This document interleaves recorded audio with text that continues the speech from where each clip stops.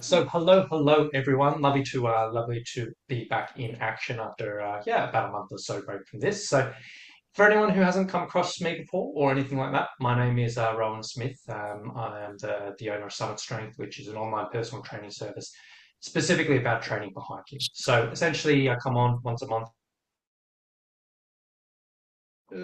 I come on once a month usually just to talk about different topics around training for hiking. So as Sophie sort of said, the way we're going to be approaching this is going to be just slightly different emphasis than usual, just because I have banked up about quite a few of these webinars already. We covered quite a few topics. I sat down and I did a few different presentations for this particular topic, and I was like, oh my gosh, I said this already, and I said this already, and I've said this already. And I didn't want to bore people who maybe have watched those presentations before or whatever it may be.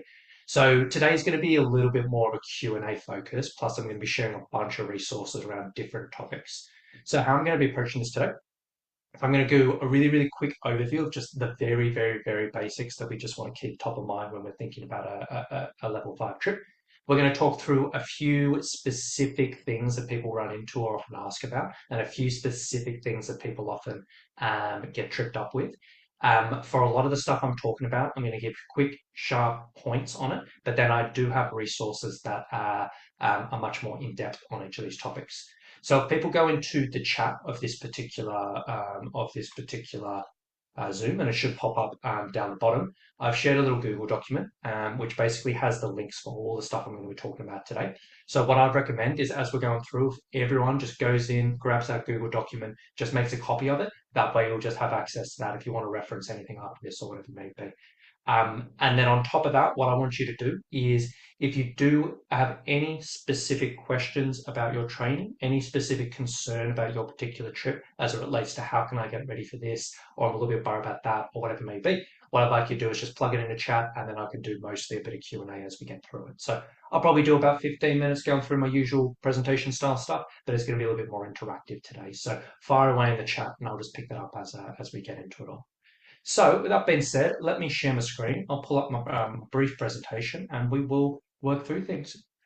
Is this sharing all right, Sophie? I've just got a weird screen today, a bit of different screen. Yeah, perfect. Cool. All right, so how to train for level 5 trips. So yeah, today specifically talking about the level 5, so things like Annapurna Base Camp, Kili, Kokoda, the Peak of Balkans, Peru, all these awesome trips that Camino Women put on in some amazing places in the world. As I said, we're going to have a bit more of an interactive session today. Hopefully, we'll be doing a bit of Q&A as we go through, just purely for the fact that most of the stuff I was planning on covering this has been covered in other presentations already. And I just talked through all of these few bits and pieces. So to start with the overview around the training for hiking, just a little refresher, if we haven't, watched the stuff for a while, typically when we talk about training for hiking, the way I talk about training for hiking is I talk about 4 pillars of training for hiking and 4 pillars that I recommend to every single hiker out there, whether they're doing a level 2 trip, a level 5 trip, or anything in between. Those pillars include strength training, hiking, creating a hiking plan and building up to that, or what I call hiking specific conditioning, which is specific cardio sessions which are very honed in towards your particular needs as a hiker, and then also recovery mobility work, so some small things you can kind of do to help the body bounce back. Now, realistically, these 4 pillars, people often ask me, like, what's the difference between preparing for, say, Kilimanjaro compared to going and preparing for, a 2-day overnighter? And realistically, the actual inclusions of those, they're not going to be dramatically different. Like for both situations, we're going to do strength training. For both situations, we're going to do hiking, we're going to do conditioning. But it really just comes down to the application. Realistically, how much you're doing, what you need to build up to, how long it's going to take. That kind of comes into the majority of the difference. So, as a really quick overview of the training for hiking, step one, first place everyone always wants to look at is creating a hiking plan. This is the best thing you can do just to make sure you are on track to where you need to be, that you are confident you're going to hit what you need before a trip, and just be happy that, like, look, by the time I step out with a group, that I'm going to be in a good position, that we can keep up with the group, keep up with the guides, and just ultimately have a good time. Um, and this is literally just planning out what training hikes you're doing. Now, the first link that I sent on that spreadsheet has a presentation which it talks through exactly how to do that. Gives you a step-by-step guide around how to create your own training hiking plan, which will fit around your life and build up for what you need for your specific trip. So if you haven't done that already or have never considered that, that's your first place to start. Now, next place is we want to think about strengthening. Now, strength training, really, really amazing, beneficial for injury prevention, pain prevention, helping on elevation, helping with pack carrying, helping your balance and stability, helping your bone density. So many benefits. Everyone should be doing it. Gets more and more and more important as we get more and more up in the levels for all of these challenging hikes with level 5. Gets very, very, very, very beneficial. Um, as I usually say on these things, sometimes it can be a little bit confusing figuring this out for yourself. So I do have a free little mini course which teaches you how to put together your own strength workouts for hiking to help build yourself up. So that's the second link on that document that I shared through, and you can check that out. And then essentially step number 3, and this is kind of where we sort of come in with the difference for the level 5, is we look at what's called hiking specific conditioning. And essentially hiking specific conditioning is just a fancy way of saying specific cardio sessions, which are very, very honed in towards your particular need as a hiker. And where this kind of comes into the level 5 situation is you can kind of think about, okay, I'm going on Kokoda. I have to think about all the different stories, all the different things I kind of hear I'm about listening Kokoda. to Um, and we can use these particular sessions to a help build up our it's fitness and resilience for this kind of particular thing. fascinating in there. Sophie, do you mind just popping that on mute for me? Yeah, Sorry, that was me. awesome. Thank you. Um, And yeah, so this is type of thing, saying for Kokoda, hypothetically, we need to be ready for pack carry. So we do sessions to build up our pack. Kokoda, lots of up and down. We need to be ready for that. So we may do some stairs or some hills or some step sessions or something like that.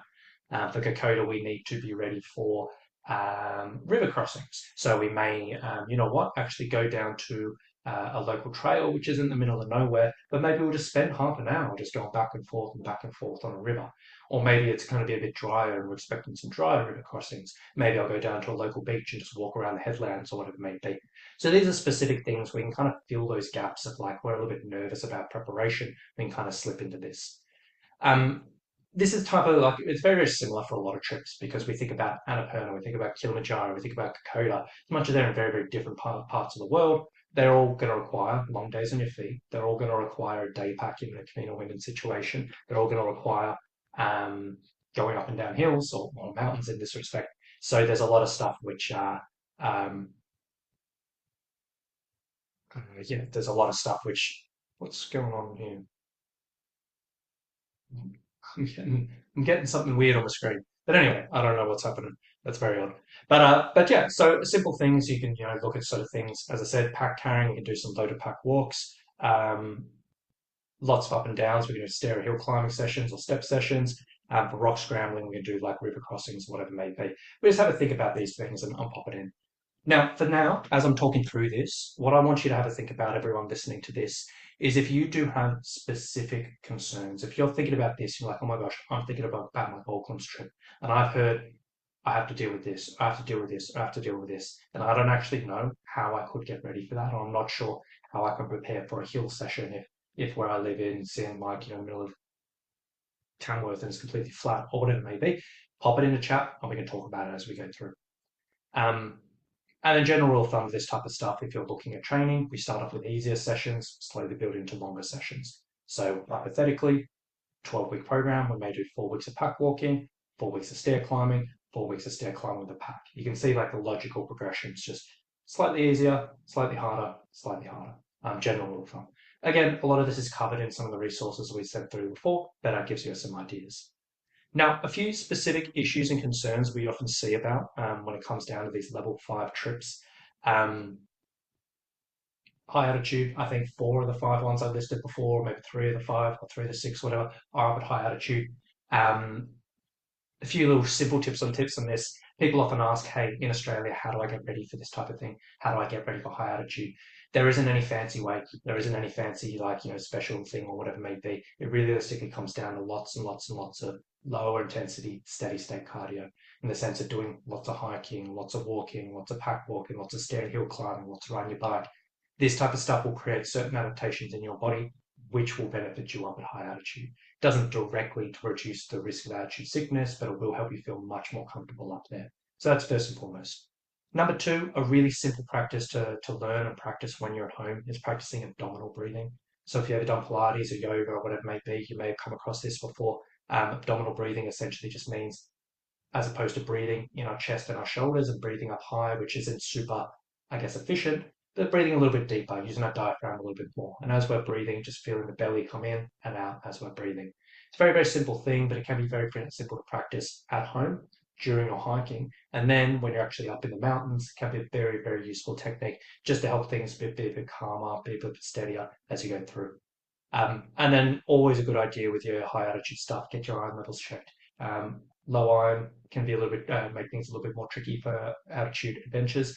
Can take a little while to bring up. Some people need dietary things, some people need um, infusions or whatever it may be. Definitely worthwhile having a look. So that's a simple thing you can put into action. Go chat with your doctor or whatever it is. As I said, for this one, lots more information in this presentation on that sheet that I shared, the how to train for high altitude hiking. On the opposite flip side of that, Kokoda does get pretty hot, sweaty, nasty. Few little things in there. Some people are like, I'm really, really worried about the heat. If at all possible, doing your training hikes in the heat, try to get more in the midday sun as opposed to in the early morning. Obviously, usually the opposite of what we do in Australia. That can be an option, but obviously doesn't always line up in regards to seasons or whatever it may be.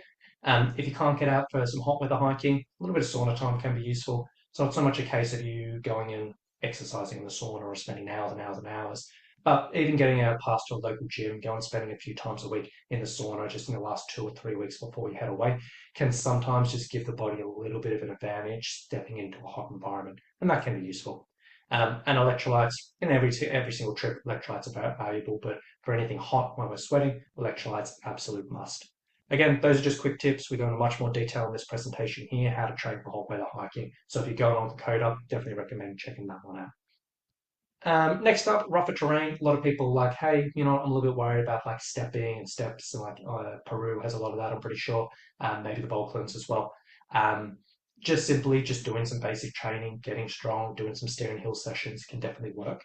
One thing that a lot of people do struggle with this type of stuff, that they're a little bit nervous about, like the side to side movement and the awkward stepping and this and that. A very, very, very simple thing people can put into action for this type of stuff. It's basically just getting like box or step or something like that, going down a local gym or just doing it at home. And all you're going to do is just do practice stepping, but just doing different movements. So what I mean by that is you may just do normal step ups, just going up and down, and do that for 2 or 3 minutes. Just get used to that. Then you may practice actually going up and over. So instead of just going up and down, you literally step up and then step over, and then turn around, then step up and step over. Just a slightly different thing, but you can kind of get used to different elements of balance and all of that. Then you may do a lateral step up. So you may stand next to the step and just practice stepping up and down laterally. Then you may do a lateral up and over. So you stand on the side, you step up to the top, and then step off. And it sounds really, really simple, but this can be a really effective workout because you're just accumulating time going up and down, up and down. You're building out your fitness, building out your strength. But just going through these different movements can help us feel a bit more confident in those types of things. Again, if you want to learn a little bit more about that, if rock scrambling makes you a bit nervous or rough terrain makes you a bit nervous, there's a whole presentation which goes into that. Um, Running out of energy is often a big one. Some people are like, oh my gosh, I'm just worried about the long days, whatever it may be. One of the best things you can do for any of these level 5 trips, snacking. The more and more like fueling and snacking gets more and more and more important the harder your trip gets. Just replenishing fuel, making sure you're getting things into you, it can just go such a long way. And also pacing and just making sure you're not getting absolutely huffed and puffed constantly, but you're a little bit steadier, a little bit slower, and just being a bit more conservative. We did a whole presentation on energy management. That's of all the ones that I'm recommending here, that's an absolute must for every single trip because it gives you tips which it does barely takes any effort at all to put in, but it can make just such a dramatic difference to these types of things. So I definitely recommend checking that one out. Um, Sleeping, this is one that often catches. Oh, now we'll move into things that often catch people up, I should say. So not even just specific trips, but just things that I often hear people go out on these things and they come back and they're like, "Oh my gosh, that really got me."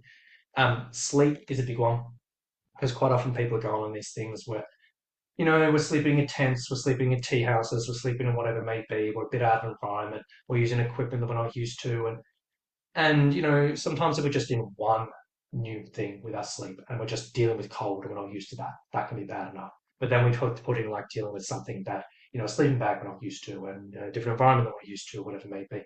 Just having a bit of think about sleep can really go a long way. I really, really recommend, for anyone going out on a trip, just taking an opportunity to practice something similar before you head away. This may involve like camping out in your living room if you're bringing a sleeping bag, literally just setting up in your living room with a mattress and using the sleeping bag and seeing how that goes. If you're going to be sleeping in tents, maybe borrow a tent from somewhere and just sleep out in the backyard for like one night and see how that goes. Like it sounds like sometimes people like this is just a bit of a pain, like why would I bother? But realistically, even like one or two exposure to this before you go away, it can be really, really useful. And sometimes you might just sleep in a sleeping bag. You might be like, oh my God, that just sucked. Like I just rustled all night. I really didn't enjoy it, whatever it may be. Well, it's better to figure that out at home rather than before you go. So definitely worthwhile having a look at that. And the other thing is like accumulated fatigue, another one that catches a lot of people up. A day or two or three of hiking, we can often just like push through and deal with it or whatever it may be. When we're looking at some of these longer hikes, day after day after day, if we're not looking after ourselves, that fatigue can build up and up and up, and it just get worse and worse and worse. A few really simple things that can make a difference for that accumulated fatigue: eating all your meals. Quite often, people will kind of get to the end of the day and they'll just feel like, just don't feel like eating, just don't have an appetite. When you get into that high attitude environment, that gets worse and worse and worse, because appetite can get suppressed, and that just sets you up for failure. So, strongest recommendation is just sit over your meals. Even if you have no appetite, just take a bite every 5 minutes. Take your time, slowly get it down. Makes such a big difference. Same thing with the breakfast. Same thing with your lunch. Even if you're not a big breakfast eater, maybe just get something in because you are going to be exerting yourself, pretty regularly and pretty constantly through the day. A good rule of thumb is asking ahead what type of snacks are available. So just reaching out to the Camino Women support and just be like, hey, what type of snacks do we typically have here? If they're providing snacks, which I think they would be, to something. And just going like what type of stuff. You won't get an exact list because it probably will change in various things. You can get a rough idea. And then essentially just think like, look what they have. And then just think, okay, what can I supplement with my own stuff with extra stacks that they're not providing me, but I know I really love. I know I really enjoy. I know even if I got no appetite, I probably wouldn't mind having that. Everyone's going to be a little bit different. Everyone's going to have their different preferences, but these can be really, really useful just to fall back on if you just don't have an appetite, or if you run down, or if you're not having a good day, or whatever it may be. Really good recommendation for this is when you're looking at your snacking, try to have a nice mix of flavors. Sweet, sweet, savory, even a bit of sour and spicy, just so you can be ready for any mood that comes across. In my situation, when I went on Kokoda many years ago, we went on a tour, got provided all our snacks. Um, I went through all my savory snacks in like 2 days. And I smashed it all out. And then all I ended up having was all the stuff that I brought was sweet. All the stuff that was remaining was sweet. And I ended up having to like swap with other people because I just love savory and I just didn't feel like sweet. So be prepared can really go a long way. On top of that, at high altitude, sometimes our taste preferences can change. So we just want to be ready for any situation. How many more have I got? Two more to go, and then we'll get into the Q&A section. Next up is mental exhaustion. So sometimes, like a lot of us sort of think about, okay, we're going in these amazing places. We're going to be like free, or away from work, away from family, away from pressures. It's going to be amazing. Absolutely, there can be amazing adventures, but some things that often catch people up is the mental exhaustion, just because we're kind of constantly with the group. Sometimes we feel obliged to keep conversation up. Sometimes we just want a little bit of downtime, whatever it may be. And it's definitely worthwhile planning ahead on these things just to keep on top of that. I really think just having something in your arsenal, in your plan to wind down with each day, just to have a little me time, can go really a long way. Journaling can be great. I always bring a pen and paper with me on every single hike I go, and just the end of the day, I sit down, write about the hike, like spend 5 minutes, 10 minutes. People don't bother you when you're writing, and you just got a little bit of time for that. It can be really good. Or just doing something like stretching or deep breathing, or bring a Kindle and have a read, or whatever it may be. Um, or really anything where you can just get 5 or 10 minutes to yourself. You don't have to talk to people. You don't have to worry. You can just calm down or whatever it may be. Simple thing can really, really go a long way. And then finally, self-care. Like, sometimes over the course of multiple days of hiking and this and that, aches and pains can begin to creep up and this and that. Just a little bit of proactivity on that front can really, really go a long way. I strongly recommend just coming up with a 5 or 10 minute routine of stretching that you can do each night before you go to bed. Not only will that help you sleep, but that can help achy muscles and help, things being sore can really go a long way. On top of that, you could also do a little bit of self-massage. So similar at home when we do massage with like a foam roller, obviously not bring one of those on your hike, but you can use a water bottle, you can use a trekking pole, you could even use, you can buy, I don't know where they are. Anyway, you can even buy like cork massage balls, which are great purchase. You get them online. There's plenty of brands out there, like 20 bucks. They'll weigh like 5 grams in your pack, but they can be nice just to be a little massage as you go through. If you do want a few ideas around that, I do have a link for that in the next article, in an article that I shared on that list. Dogs through stretches, dog through releases, or whatever it may be. So those are kind of the quick, short bits and pieces that I wanted to cover today. Hopefully something in there was useful, and hopefully that for in your particular situation, one of those presentations at the very least will just get a bit deeper into everything and dive into all that and expand a little bit more. What I'll do now is get into these questions and we'll have a little bit more back and forth and kind of dive into stuff and break stuff down. We've got a few sent through, so let's have a look. So first question was from Elisa, sorry. So I live in North Queensland. Outdoor training is hard in the heat and the humidity. I have Larapinta planned for August 2026. How do I survive endurance training in the heat and humidity when summer here goes forever? Yes, this is a tricky one, especially when you're trying to fit in those longer training hikes because it can be very, very tricky. And I've had people all around the world doing crazy things. I've had people in Texas in the middle of summer waking up at like 2 a.m. doing their training hikes. Not what I recommend, but sometimes you just kind of got to do what you got to do. So my best recommendation when it comes down to this type of stuff is when you are looking at your hikes, especially over the summer. As I said, step number one, you want to plan out your training hikes and go through that routine. Have a look through that video. Be realistic when you're looking at the months over summer because there's no point when you're planning out your hikes and saying, okay, in the perfect world, I would do 5 hour hikes and I'd be doing 5 or 6 hours in January, February, and then keep on building up all the way to August. Um, but realistically, are you going to be able to do that? Even if you wake up at 5 a.m., that's still going to get you to 10 a.m. It's not really going to be realistic. So I would sort of say, just ask yourself the question: what is the earliest that I can wake up in regards to hiking? And what is the earliest that it starts to get uncomfortably hot? Whatever that lines up with, just put that as a cap in regards to how long you're going to plan your hiking for the summer. And the good thing about doing this in advance and doing that as part of your plan and being aware of this and not just like what it may be, it can just take a lot of that guilt out of your head. Where sometimes we're like, oh, I was wanting to do 6 hours today, but I didn't get anywhere near. Or, I really want to do this, but I can't do this, or whatever it may be. And sometimes just those repeated things where we just hit a barrier, it can just mentally really knock us around and get in the way of my momentum and routine and everything. Very, very tricky. So be realistic with your training hikes over the summer. And then if you're going in August for Larapinta, by the time things calm down, maybe April, May, you can ramp up in some bigger, longer hikes or whatever it may be. So that's first tip. Number two, lean into indoor training. So you can get a lot of work done when it comes down to indoor training if you do the right things. So if you're doing the strength training, you can do that at home, go through that course, you can get a lot of value out of that. Maybe get a gym membership, do some treadmill work, do some stepper work, whatever it may be for the summer. Or just keep your cardio sessions short, do them in the morning or do them in the evening when it's not stinking hot. And definitely go through that training for hot weather hiking as well, because as much as that presentation designed for like things like a coda, a lot of those ideas, there's a lot of tips which can actually be very useful to help you get through the summer months. So hopefully that gives you a few ideas and hopefully that helps. But just be nice to yourself. You'll have plenty of time to build up for August after the winter, as long as you get something in and you have a long-term plan. Next question. Oh, a few questions from Sophie. So common questions I get. How do I train for ascents and descents when I have no access to that type of terrain nearby? So yeah, ascents to descents definitely does get tricky. Main things we want to look at here, if we don't have a huge amount of that type of stuff.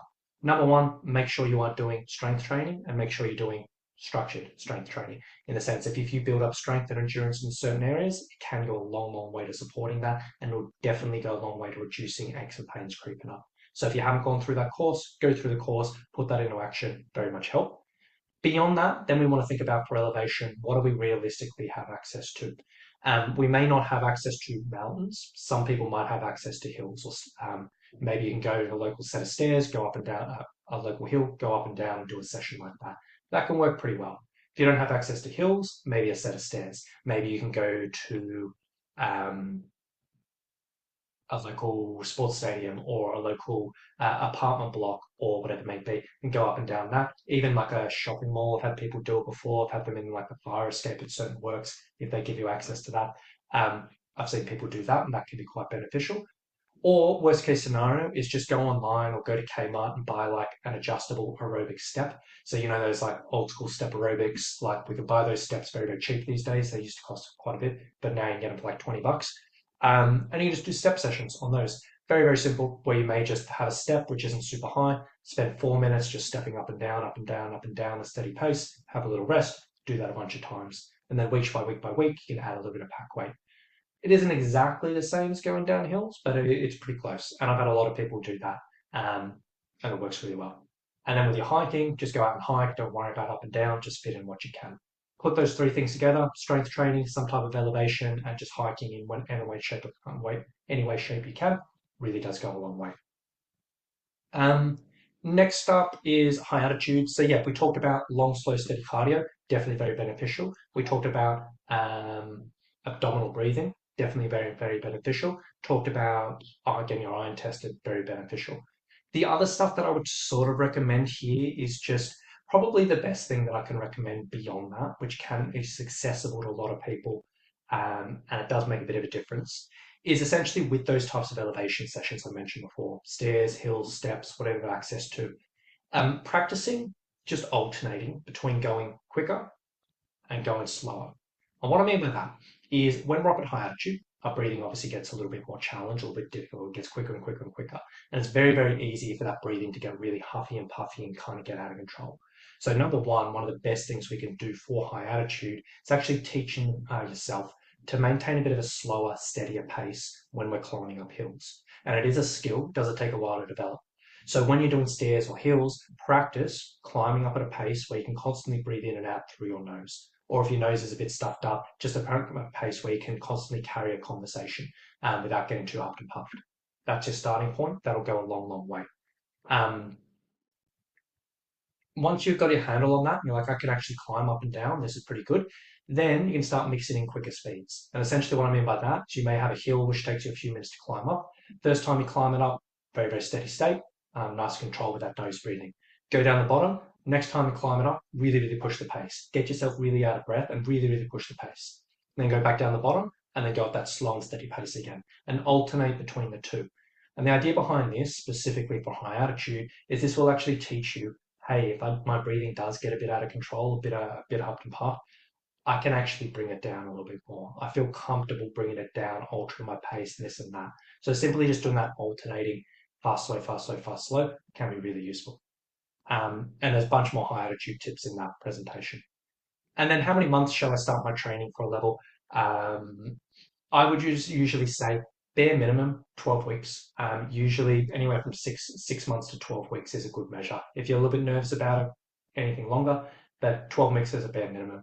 Purely for the fact that it does take a long time to develop strength. It does take a long time for aerobic fitness to develop. Yes, we can improve fitness really, really quickly, but many of the adaptations we're chasing through our training, specifically for hiking, it's a little bit slower to develop.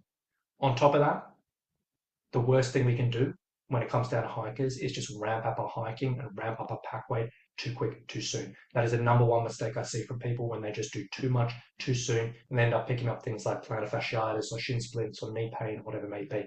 So the slower you can build up your hiking, the better. So minimum 12 weeks, up to 6 months. If you are quite nervous about something, I've had lots of people train for 12 months because the beauty of like training for hiking training is so beneficial for your life in so many different ways as well. We're just trading the focus. It'll still be great for your health. It'll still be great for your mental health. Still be great for whatever you're trying to do, but it's just a little bit honed in towards other areas.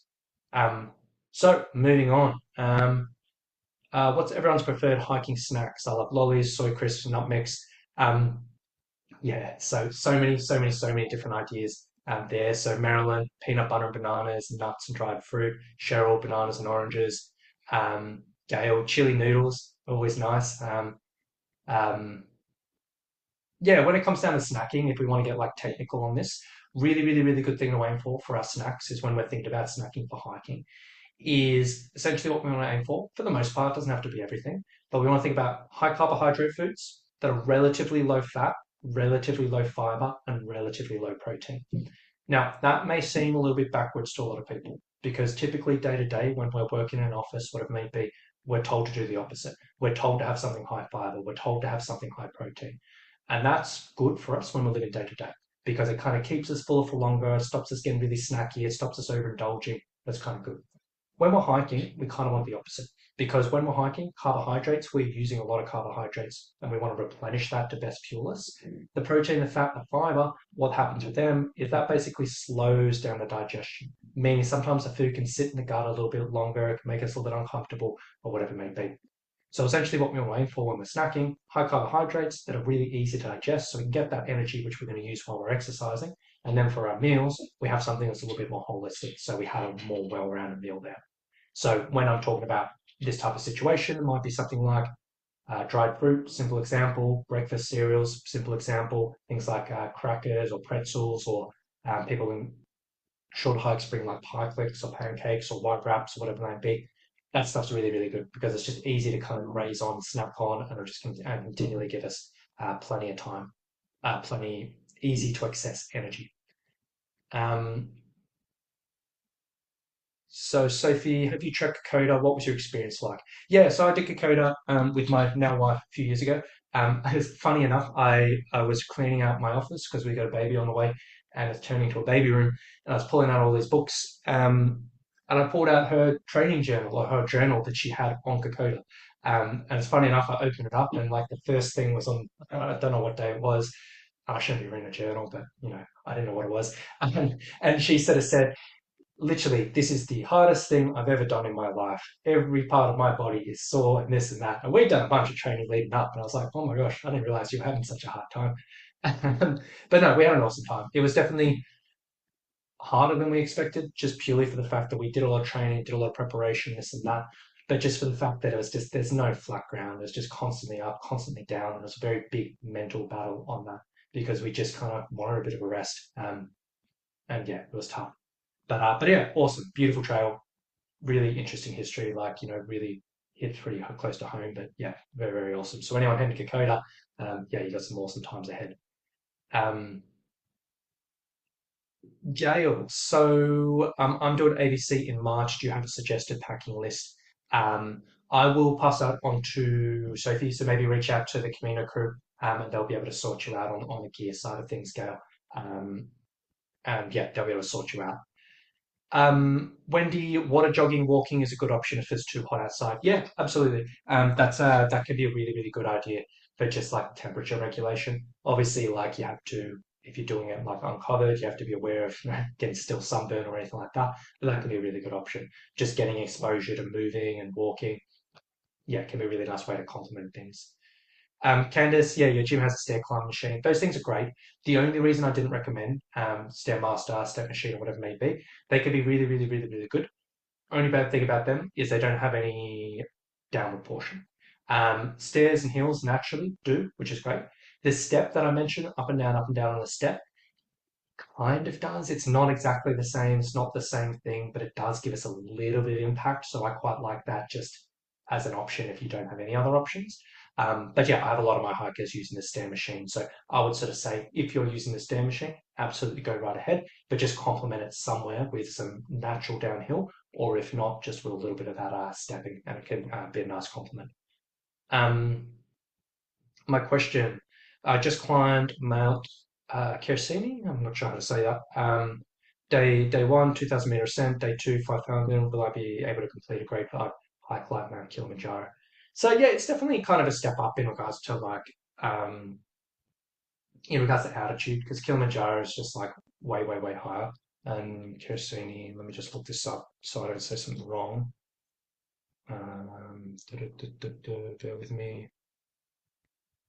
Yeah, so Kersing, how do you say that's like 3,800. So Kilimanjaro is significantly higher than that. So it is like definitely a next step up. And the thing that gets people on Kilimanjaro is just the summit day. So I'm not sure what the itinerary Camino Women have, but the people that I work with, the summit day will be anywhere from 10 hours to like 16 hours, depending on the trip. So it definitely does catch a lot of people up. So I would say, Alison, if you've done something like that, it's a really, really, really, really good sign. And it's just a sort of saying, okay, just keep on building up your training. Have a look at that hiking plan if you haven't. Just think about how can I build up my hiking just to keep on ticking that off. If I realize that, look, there was anything that was a little bit harder than it needed to be on that trip, how can I fill some gaps in my training? Do I need to do some more hills and stairs? Do I need to do a little bit of like more strength work or whatever? And just use that as a basis. But I'd sort of say that's a really, really good sign that you're going to be in a good spot. And it's just kind of building off that and keeping things moving forward. Um, so Helen's question, if we have an active life, gym, group fitness, running, are we adding to that or replacing with hike specific preparation? Yeah, it's a really good one. So I would sort of say make a mix of it all. In the sense that when it comes down to just gym, group fitness, running, all that, that stuff's all really, really good and can definitely be very beneficial and definitely does have a lot of crossovers. But there can be a bit of a difference in regards to general fitness and hiking specific fitness. So what I would recommend with this type of thing, all of that stuff, we definitely want to keep up with the hiking training. And we definitely want to keep on with that because hiking training is going to be a little bit different to all of this stuff. I would sort of say run your eyes over that high strength training course and just sort of see, does that look similar to the stuff I'm doing in the gym or is it quite different? If it is similar to what you're doing in the gym, that's cool. Just do that. That's all good. If it's a little bit different, then maybe sort of say, okay, maybe I'll complement my gym. Maybe I'll do one gym session a week and then one hiking specific strength session a week or whatever it may be. And then look at your other stuff that you're doing and just ask yourself, is there anything on the hike that I'm a little bit worried about, which I don't feel like I'm covering on here? And that probably ends up being pack carrying and elevation, the two typical ones. So it may end up just being saying, okay, I'm just going to take out one of these sessions that I'm doing here and then introduce a hiking specific thing. So you can ultimately end up doing the same amount of sessions per week, but just change the emphasis very, very slightly. Very rarely has to be a complete change unless you really want to, but it kind of ends up just complementing those areas. If you do run into any issues with that, you're like, hey, this is what I'm doing a week, I don't know where fits what, click me an email with like your weekly routine and I can kind of tell you what may or may not be missing. I'm happy to go down that route. Um, Gail, so I do 14 to 18 classes per week at local sports centre, mixture of RPM, sprint, dance, combination classes, football, and Pilates and Tai Chi. Is that helpful for ABC? Um, yeah, like that's all really, really good. And it's definitely you're going to be working up a really nice foundation of fitness. And I would say definitely all that's going to be helpful. But then we still want to kind of think about, as with all of this stuff, looking at what I'm doing for ABC and thinking, okay, what's kind of missing out of this equation? And I would sort of say, just at the top of my head, preparing for a pack, elevation, exactly what I said before. And then potentially, depending on what you're kind of doing with the weights, maybe some slower, steadier strength training. Because sometimes if we're doing, say, classes where we're doing like weights really, really quickly, like and maybe doing circuit training, that stuff's great, but there's a lot of benefits for hikers of just doing some slightly slower stuff. So I would sort of say all of that's very, very helpful, and then just fill any gaps you may have. And then the main thing we want to think about is hiking as well, and just making sure we're getting some exposure to long periods of movement. Because even if we're doing spin 4 times a week, sometimes people are like, hey, I work really, really, really, really hard for 45 minutes. It doesn't quite line up with going very, very easy for 4 or 5 hours. So we want to kind of build that out a little bit. Um, do you provide a trek profile to see daily elevation? You'll have to reach out to Camino Women for that one. Oh, yeah, Sophie responded right below. So yes, yes, they do. So there we go. Does Kilimanjaro have a day with 2,000 meter ascent? Yeah, have a look through the Camino information. It should be on the website. Sophie says so you can check that out. Um, cool. So I'll zip through these last ones, and we're going to be right on time. Look at this. We've timed this out really well. Gotta love it. So I'm climbing 660 meters with a pack, 6 to 8 kilos twice per week, and providing full-on massages, 12 per week minimum, and walking 1 to 2 hours. Is this going to be enough for ABC in 8 weeks? So climbing. So three things that maybe kind of missing here, similar to kind of what I said before. One thing, we want to make sure we are building up the hiking because even if we're really, really active, we're doing lots of stuff, we want to make sure we're getting relatively close to the time spent moving. Because as I said, 45 minutes or an hour of doing moderate difficult stuff, it is different to 5 to 6 hours worth of movement. So definitely want to look at hiking. I understand fitting that in can be a little bit tricky, but when you go through, have a look at that presentation. it will talk you through how to actually fit it around your life and your schedule and how to plan it out for yourself. So definitely fit that in. On top of that, the strengthening side of things, even if you're providing full-on massage, it's definitely really, really beneficial. But we kind of want to think if we're going to ABC, how are we going to support the knees? How are we going to support the feet? How are we going to support the ankles? A lot of that comes from specific strength training. So even fitting in 30-minute strength training in a week, if you're doing nice, slow, steady, structured stuff, can really go a long way. And that'll definitely complement what you're doing. So I would sort of say you're almost there, and just fill in a couple of gaps, and that should be very, very nice. Um, da, da, da, da, da. Cool. Awesome. And all that there. So there we go. That is it, guys. So I know today was a little bit different format than usual, and I know I do tend to talk very, very quickly. I'm just trying to zip through things.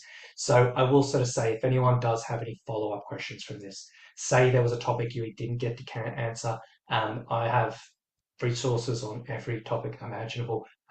Flick me an email, reach out. I'll put my email in chat so you have it just in case you haven't seen it. And I'm happy to share things to expand. If there's anything I said today which doesn't make sense, or you're just like, oh, I'm a little bit curious, you said that a bit too quick, again, just reach out. And then also, as I said before, if anyone is looking at this and they're like, uh, with that type of training plan, they're like, hey, I'm not sure what goes into my week, if there are gaps missing, what it may be, feel free to flick it over. I'm happy to, yeah, have a chat through things. So with that being said, I might wrap things up here. But yeah, as always, I just want to say a big thank you for having me on. I really do appreciate you taking the time out of your Monday evenings to let me talk and talk and talk and talk about all this stuff. I really do hope it was useful for people. I hope you got a little bit out of it. If there's any particular information or topics you want covered in the future, let us know, reach out. But aside from that, I hope everyone has a lovely evening, and we'll talk to you all next time. Take it easy, guys. Bye.